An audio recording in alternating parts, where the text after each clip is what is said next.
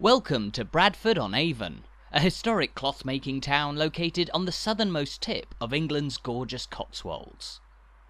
Once home to countless mills powered by the flow of the River Avon in front of us here, Bradford-on-Avon has evolved from a hub of industry into one of the loveliest towns in southwest England today, with gorgeous scenery, historic sites, shops, restaurants and pubs galore. On this walk under some beautiful blue autumn skies, we'll be taking a brief walk around the heart of Bradford-on-Avon to get a taste of exactly what this beautiful town has to offer, starting here of course, beside the River Avon. From this viewing point on the river's south bank, across the water we can see what was once the Abbey Mill, a huge cloth-making complex built back in the mid-19th century, on the site of a collection of older and smaller workshops that had sprung up here beside the River Avon. From here, we'll now make our way to cross over the river to its northern bank, where you'll find the bulk of historic landmarks in Bradford-on-Avon's town centre. But before we do that, let's first get a better idea of where exactly this town is. After all, there are at least 4 different rivers known as the Avon in England, so it's important to know which one we're looking at. As we mentioned, Bradford-on-Avon sits on the very southern tip of the famous region of countryside known as the Cotswolds, more specifically on the edge of the county of Wiltshire, and just 5 miles southeast of the historic city of Bath, just across the border in Somerset. Though technically not in the Cotswolds, Bradford-on-Avon here, with its exquisite architecture and green surroundings, has all the trappings of a beautiful Cotswold destination. And on this walk, we'll see a range of fetching sights, including many of the town's imposing former mills, the narrow medieval shopping street known as the Shambles, and as a bonus, we'll even get to see the inside of an almost entirely unaltered Anglo-Saxon church. That's coming up in a few moments, but here we've now made our way onto the McKeever Bridge, a small footbridge over the Avon, which gained its name only recently in 2012, when it was dedicated to local athlete Ed McKeever, who won gold at the London Olympics in the event of sprint kayaking. McKeever is one of the more recent of the many famous names to come out of this town through history, most of course having been associated with the cloth-making industry, which, as we can see from the rather immense scale of the Abbey Mill in front of us here, was a key component in driving this town to prosperity. The Abbey Mill, as we mentioned, was built on the site of a collection of older and smaller workshops that emerged downstream of the historic town bridge over the Avon, which we'll visit later on. And its presence here as the river flows towards Bath and Bristol in this direction is an example of how Bradford-on-Avon's industry expanded as the years went by. Across the river now, we can see the modern community centre known as St Margaret's Hall, but which, as you'll likely have guessed, was originally built for the cloth trade, dating from the late 18th century when it opened as a venue for the dyeing of cloths produced in mills elsewhere in the town. By the point that St Margaret's Hall and the Abbey Mill were built, Bradford-on-Avon had already evolved into a modern and thriving centre of cloth-making. But while that may be considered the town's industrial golden age, the manufacture of textiles has actually been taking place here beside the Avon since as far back as the 12th century, when this was a much smaller settlement. As we stroll away from the Avon up Church Street, beside us now there stands what was once the most important building in that smaller medieval settlement, Holy Trinity Church.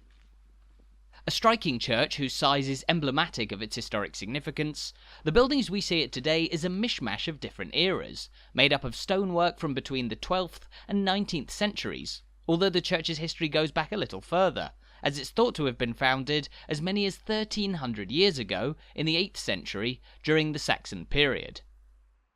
If you visit Bradford-on-Avon, you can regularly take a look inside Holy Trinity Church and see the work of generations as the building has changed through history. But just across the road from it, there stands another local church, and much unlike Holy Trinity, this one is almost entirely unaltered since it was first built.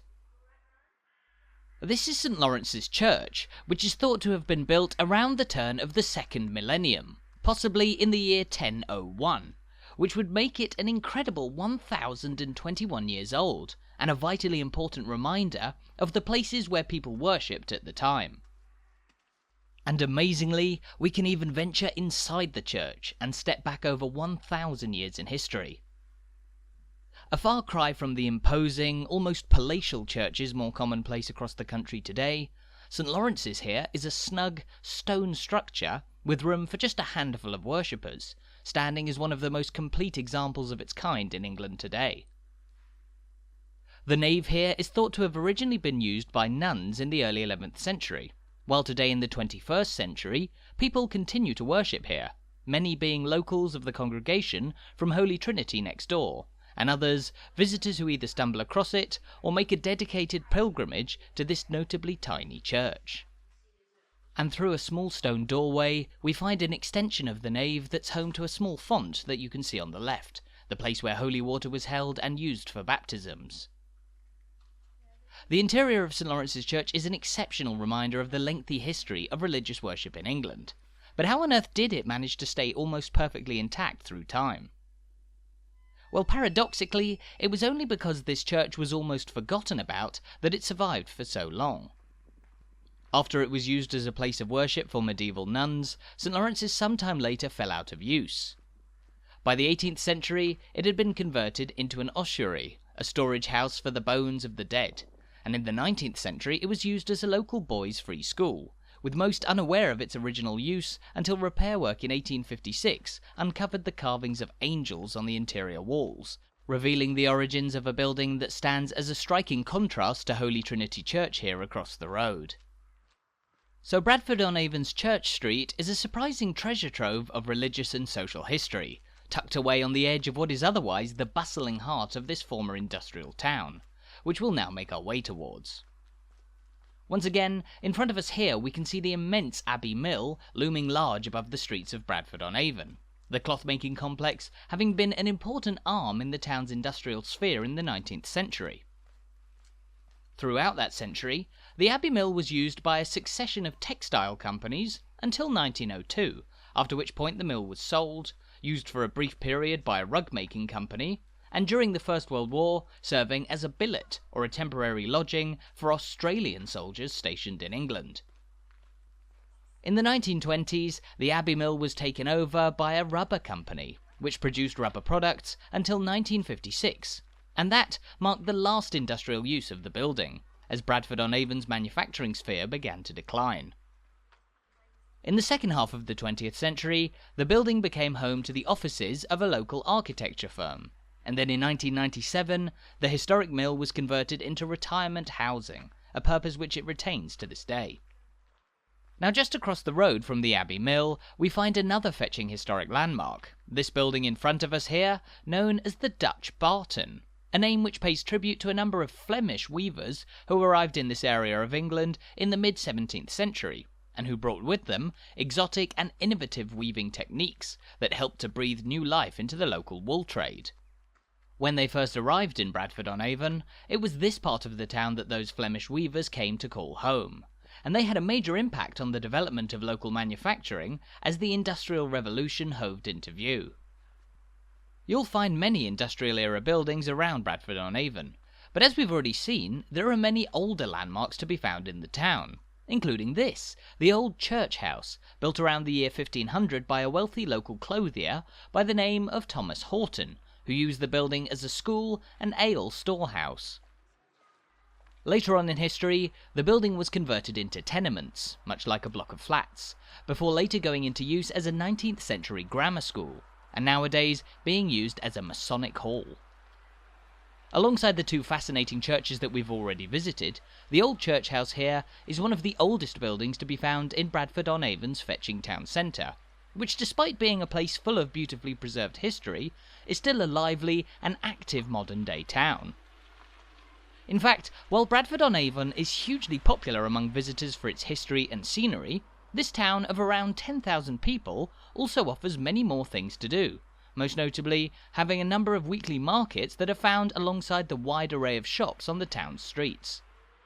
Of course, wherever you look, there's yet more heritage to be found, and just next door to the old church house, there stands the church house, the Georgian-era mansion behind the trees here, dating from 1730, and having served for many years in the 19th century as a local bank.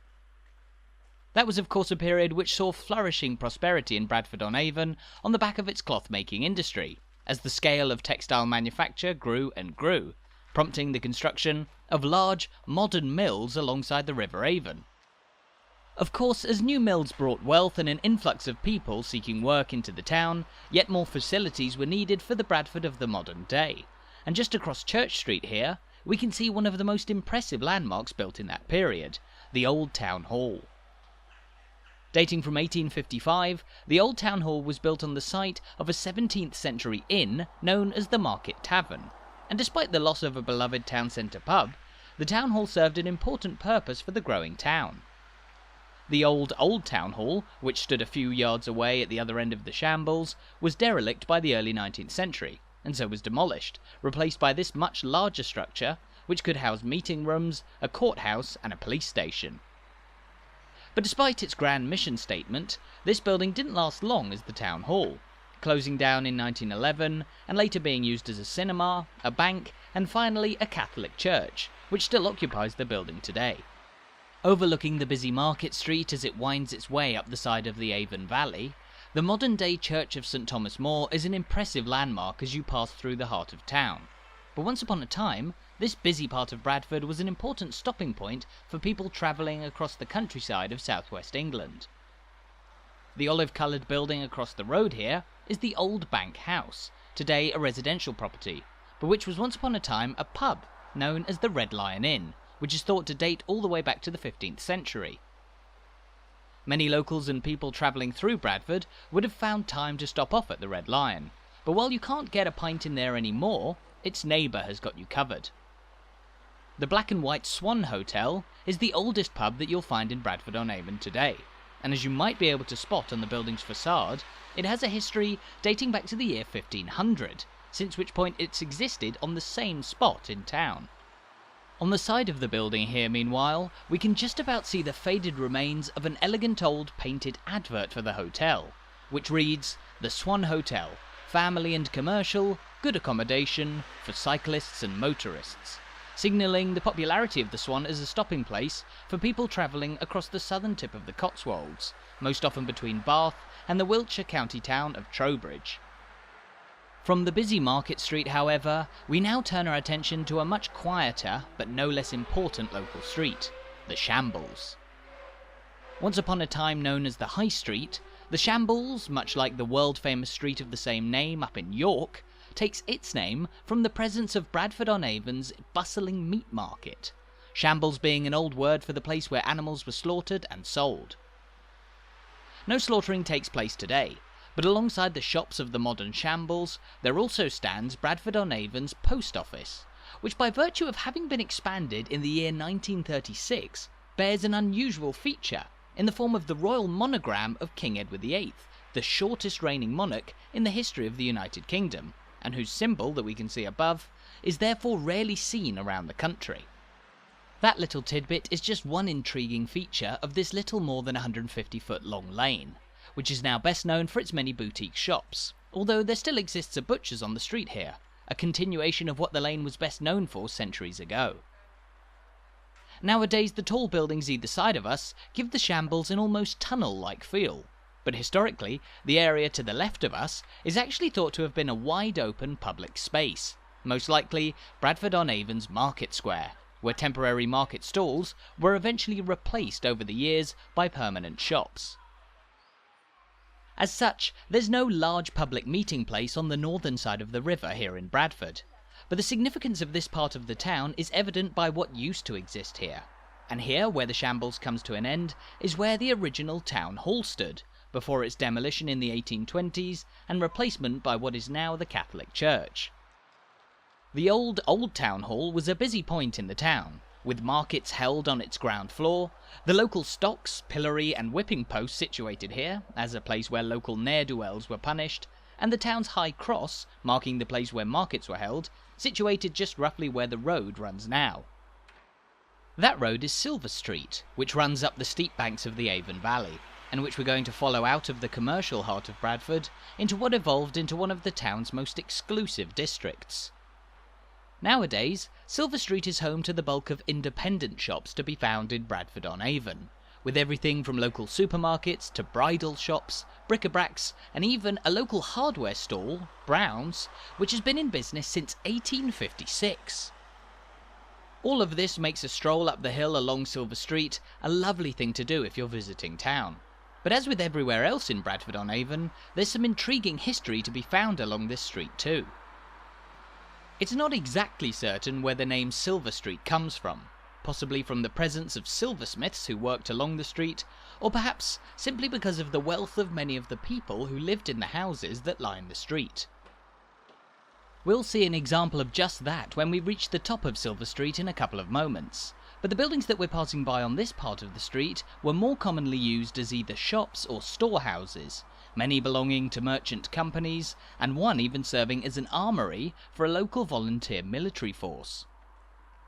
All in all, it's a fetching street which climbs all the way up the hill from the River Avon, but it's at the top of Silver Street where you can really see how Bradford-on-Avon's famous cloth-making industry shaped the town. Here, we're looking at a row of exquisite townhouses, most of which were built as the homes of the wealthiest clothiers in Bradford, their cloth-making businesses having seen record growth and profits through the 18th and 19th centuries as Britain's textile industry expanded dramatically. There were tens of different textile manufacturing firms operating in Bradford at any one time during the town's heyday, and although the industry fell away in the 20th century, like many other towns in the country, Bradford-on-Avon was able to retain a degree of prosperity on the back of other manufacturing industries, for instance rubber, and the continued popularity of the Cotswolds among many wealthy people from Britain's big cities. The decline of the wool trade notwithstanding, the street signs in Bradford-on-Avon certainly paint a clear picture as to what industry this town was built on. Woolley Street here, forming a junction with Mill Lane, which we'll now walk down as we make our way back towards the Riverside. Now Mill Lane, as the name suggests, likely refers to the fact that it leads down towards the mills that lined the Avon Riverside. But to our left, the stepped wall that we can see is an intriguing feature that belongs to one of the oldest and most extravagant residences in town, a 17th century residence simply known as the Hall, which you'll find among expansive grounds just behind the trees here. The Hall, which is more like a country estate than the townhouses at the top of Silver Street, is the epitome of the wealth that the wool trade brought the town, built around the year 1600 for a clothier known as John Hall, part of a powerful weaving family that had been active in the local industry for over 400 years beforehand. John Hall's Hall, which nowadays is occasionally open to visitors, remains an important example of the dramatic impact of the wool trade on towns like Bradford-on-Avon. And at the bottom of Mill Lane, we can see yet more evidence of how integral industry was to this town. The buildings that we can see here belong to the headquarters of the Avon Rubber Company, who, as we mentioned earlier, took over many of the old cloth mills in town in the early 20th century. And just outside the old HQ, there stands this imposing reminder of the rubber industry, a piece of machinery known as the Iron Duke. The Iron Duke, which dates from 1848, was the very first of its kind in the UK, a kind of machine known as a calendar, but not that type of calendar. It was used to bind fabric with rubber sheets on an industrial scale, initially used to produce strong products such as waterproof capes and boots that were used by British troops in the Crimean War. Now, while textile manufacturing was by many measures the most significant industry in Bradford in the industrial era, the arrival of the Iron Duke into town heralded the beginning of the rubber industry's rise to prominence. While cloth was produced in Bradford since as far back as the 12th century, the history of rubber production only goes back to the early 19th century, when the old Kingston mill, located beside us on Kingston Road here, was bought by a man named Stephen Moulton, who sought to apply the rubber technology he'd learned while in the United States from one Charles Goodyear, whose surname may ring a few bells. As cloth manufacturing declined in Bradford from around the turn of the 20th century, rubber production went from strength to strength, and Moulton's company was later taken over by the Avon Rubber Company, who alongside a number of other rubber manufacturers in town made use of the old cloth mills throughout the 20th century. Having made our way past the historic home of local rubber, we now find ourselves back on Silver Street, on the way towards the Avon Riverside, the picturesque heart of a town that, despite having lost its two main industries over the last century, remains full of life. But why is that the case? Well, Bradford-on-Avon was fortunate in that it didn't experience the same post-industrial slump that affected many other prosperous mill towns around England, particularly those in the north, in areas like Yorkshire and Lancashire.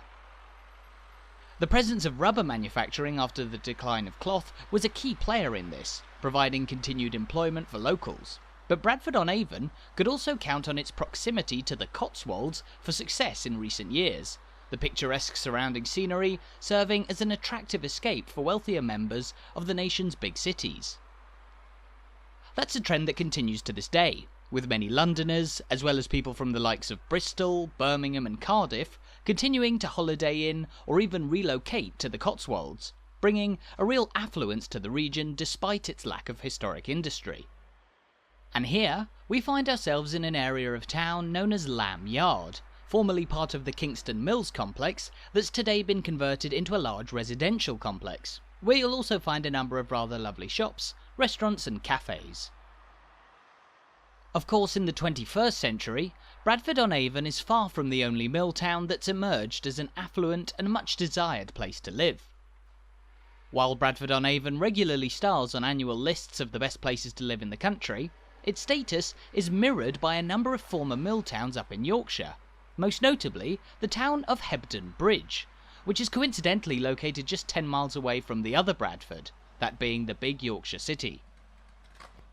If you visited both towns, you'll notice that Bradford-on-Avon and Hebden Bridge, despite the hundreds of miles between them, feel like two siblings separated at birth, home to beautiful architecture that sprung up around the textile trade as it grew in strength, and today the home of quirky, affluent local communities that celebrate their local industrial past. But it's not all about industry here in Bradford-on-Avon, and as you'll have noticed, we're now making our way across the river that features in the town's name. As for the river's name, Avon simply derives from a Celtic word meaning river, related to the modern Welsh word Avon, and that's why there are so many different rivers in this region known as the Avon, this one being the second longest after what's known as Shakespeare's Avon, which flows through Warwickshire. Here in Bradford, the Avon is crossed by the medieval town bridge, which we're walking across now, and which is home to a number of interesting features, including this, the historic town lockup, a small stone dome dangling over the water, thought to have been added to the bridge in the 18th century, and inside which you'll find two small cells that were used to hold local criminals. Although before it was a town lockup, the small building was possibly used as a small chapel. Nowadays the town lockup is of course no longer in use, but it's one of the many distinctive features that makes a walk around Bradford-on-Avon so intriguing, and just across the bridge, back on the south side of the river, we find another of the town's oldest buildings, the Bridge Tea Rooms, housed within a building that dates all the way back to 1502, when it was originally constructed as a cottage for a local blacksmith.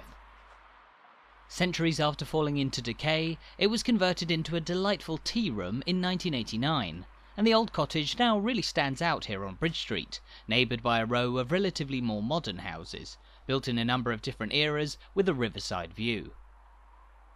Bridge Street continues westwards along the Avon, but let's turn around now and make our way eastwards, back towards the view of the river where we started our walk just over 20 minutes ago.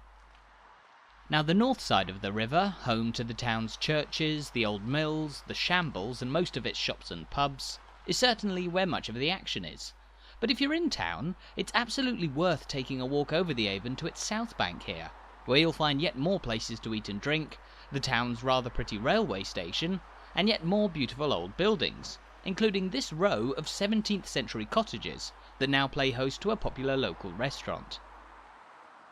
Much of Bradford-on-Avon's charm is found in its wide array of historic architecture, much of which has been adapted for the modern day while retaining its heritage, the great mills that we saw on the other side of the river being the best example.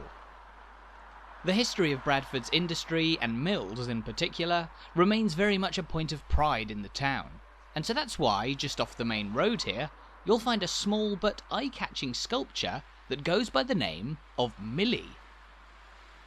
Millie, as you'd expect, is an artistic depiction of a local mill girl, representing Bradford-on-Avon's long links with the wool trade, while she was also erected here in the year 2000, Millie therefore also standing as a celebration of Bradford's history across 3 millennia. from its early Saxon origins to its medieval and Victorian prosperity, and then into the 21st century.